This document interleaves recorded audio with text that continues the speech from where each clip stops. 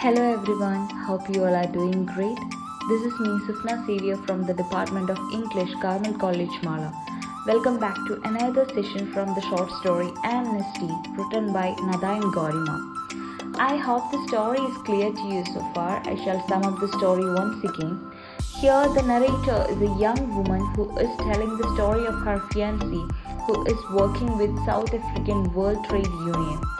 He is tracing the evolution of her fiancé from an ordinary worker to a dedicated union member. She also describes his imprisonment and release from the prison after 5 years. So let me move on to the next paragraph of the story. He hasn't signed on for another job, but he can't stay at home with us.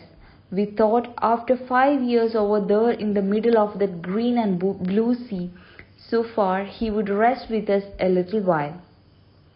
The compy or some car comes to fetch him and he says, "Don't worry, I don't know what day I will be back." At first I asked, "What week? Next week?" He tried to explain to me, "In the moment it is not like it was in the union, where you do your work every day and after that you are busy with meetings. In the moment you never know where you will have to go, what is going to come up next, and the same with money. In the moment it is not like a job with regular pay. I know that he doesn't have to tell me. It is like it was going to the island. You do it for all our people who suffer because we haven't got money, we haven't got land. Look," he said, speaking of my parents, my home, the home that has been waiting for him with his child. "Look at this place where the white man owns the ground and lets you squat in mud and tin huts here only as long as you work for him. Baba and your brother planting his crops and looking after his cattle. Mama cleaning his house and you in the school without even having the chance to train properly as a teacher. The farmer owns us," he says. So after his release from the prison, he hasn't signed on for another job. He is not looking for another job. But he was not simply sitting in his home pampering his baby or having fun with his family members, with his wife. He is not doing that. He was working with the movement. He was working for the rights of the black people. She is saying that some car would come to their home and they would take him somewhere. And even he was not sure when he would be back home. Though she knows that he will not have any clear answer, she would ask him when he would come back. And his explanation was, when you are working with the movement, it is not like a regular job. One can't be sure when he can have a break, or we can also expect a regular income from that. It is not like a regular job. According to him, he was working for the people who suffer because they have no money, they have no land. And this explanation is enough for her to understand his motives. She realizes that the land in which they built their home actually belongs to the white man, and he owns the land and makes them work in mud and no profits from it. They are not provided any profit from it. They are provided only a small scale of pay from that. And she is saying Baba, her father, and her brother is planting crops, and Mama is cleaning the owner's house. And she is working, that is, the narrator is working in a school without having any chance to train herself properly as a teacher. She is not provided any in-service trainings or something, so that she can improve herself. "I have been thinking, we haven't got a home because there wasn't time to build a house before he came from the island. But we haven't got a home at all. Now I have understood that. I am not stupid when the comrades come to this place in the compy to talk to him here. I don't go away with my mother after we have brought them tea, or if she has made it for the weekend beer. They like her beer. They talk about our culture, and there is one of them who makes a point of putting his arm around my mother, calling her the mama of all of them, the mama of Africa. Sometimes they please her very much by telling her how they used to sing on the island and getting her to sing an old song we all know from our grandmothers. Then they join in with their strong voices. My father doesn't like this noise traveling across the veldt. He is afraid that if the Boer finds out my man is a political from the island, and he is holding meetings on the Boer's land, he will tell my father to go and take his family with him. But my father says if the Boer asks anything, just tell him it's a prayer meeting. Then the singing is over. My mother knows she must go away into the house.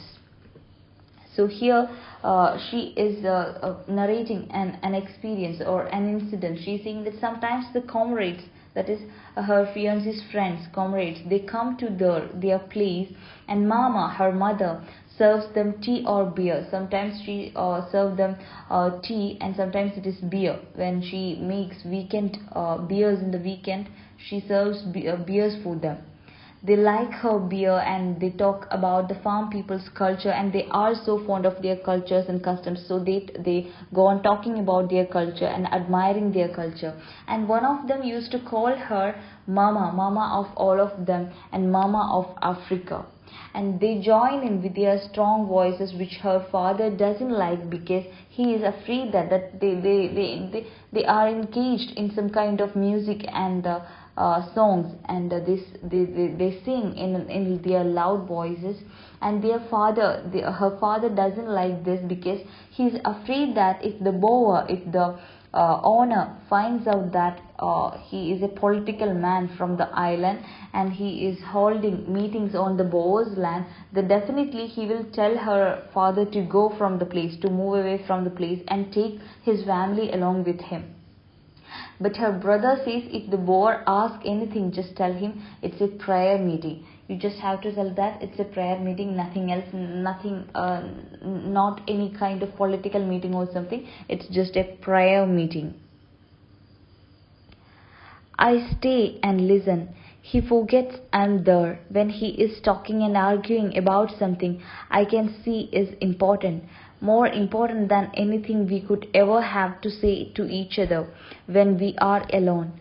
But now and then, when one of the other comrades is speaking, I see him look at me for a moment, the way I will look up at one of my favorite children in school to encourage the child to understand. The men don't speak to me, and I don't speak. One of the things they talk about is organizing people on the farms, the workers, like my father and brother, and like his parents used to be. I learn what all these things are: minimum wage, limitation of working hours, the right to strike, annual leave, accident compensation, pensions, sick and even maternity leave.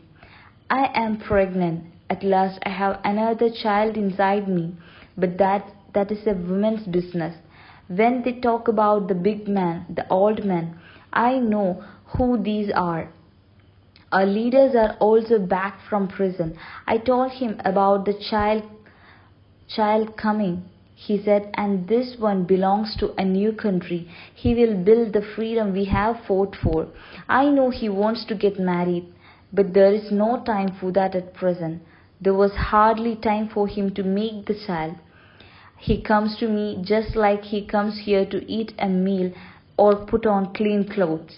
Then he picks up the little girl and swings her round, and there it is done. He is getting into the compi. He is already turning to his comrade. That face of his that knows only what is inside his head. Those eyes that move quickly as if he is chasing something you can't see. The little girl hasn't had time to get used to this man, but I know she will be proud of him one day. So here she says that when the comrade speaks in between, she stays and listens to their talk. She used to listen to what they say. He forgets she is there when he is talking and arguing about something important. Even when she is around, he forgets that she is around. He doesn't. He's not bothered about her presence or absence.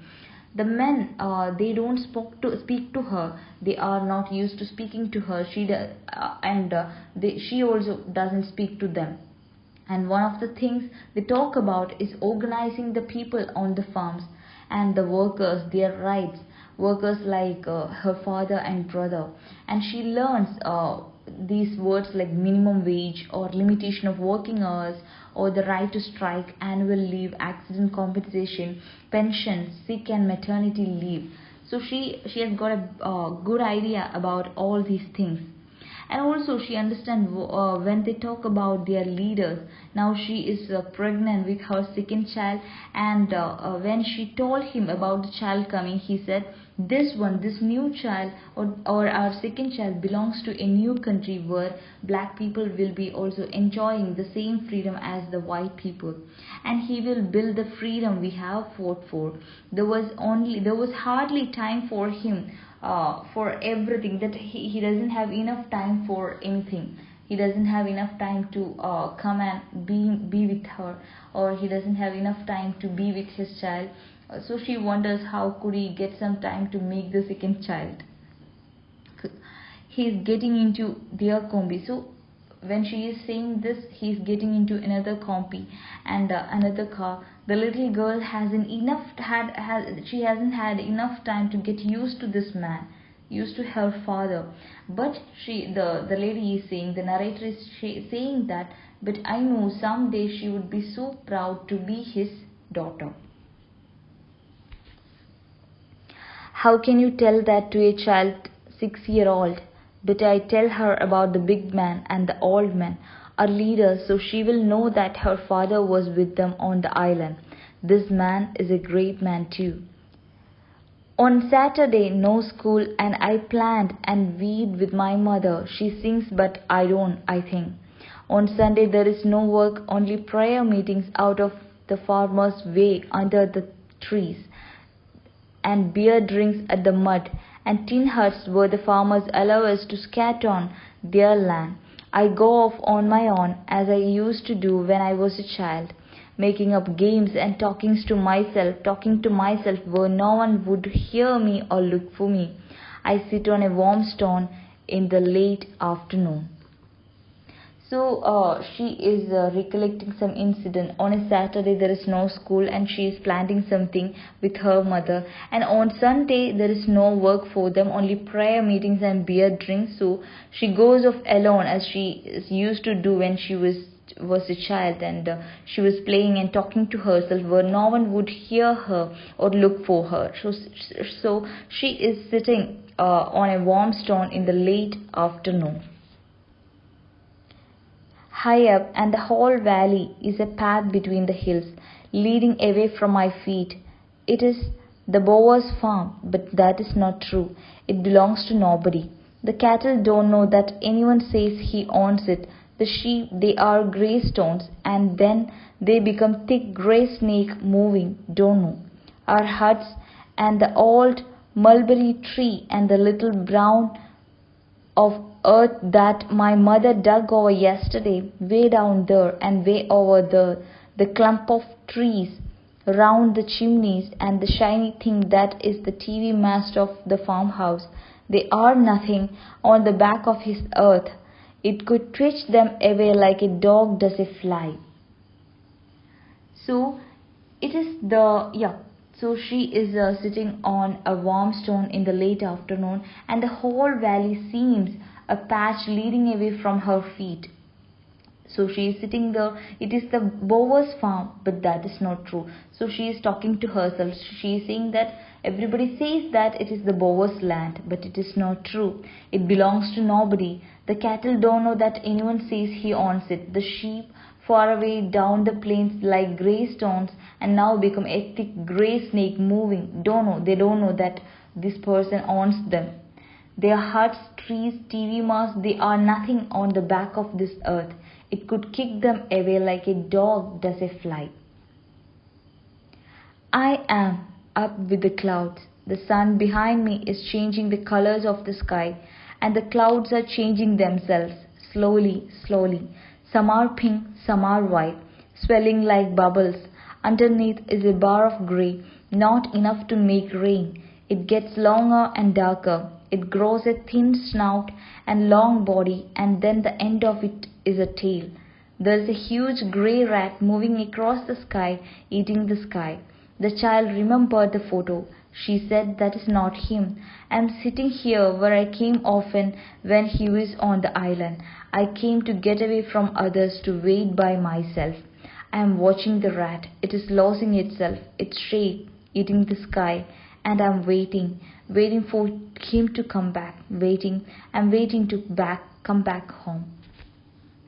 So here she is up with the clouds. She is watching the clouds. The sun behind her is changing the colors of the sky, and the clouds are changing themselves. Slowly they are changing their colors. Some are pink, some are white, swelling like bubbles. She feels like the clouds seems to be like bubbles. Underneath is a piece of grey, not enough to make rain, and it gets longer and darker. It grows thin snout, and there is a huge grey rat moving across the sky, eating the sky. So she feels like that there is a huge grey rat moving across the sky. There is a cloud in the shape of a huge grey rat.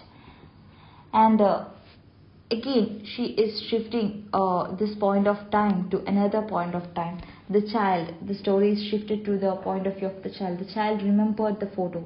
She said that it is not him. She looks at this photo and she is saying that it's not my father.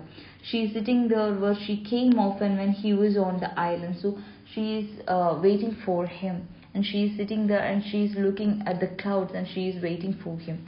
She came to get away from others, to wait by herself.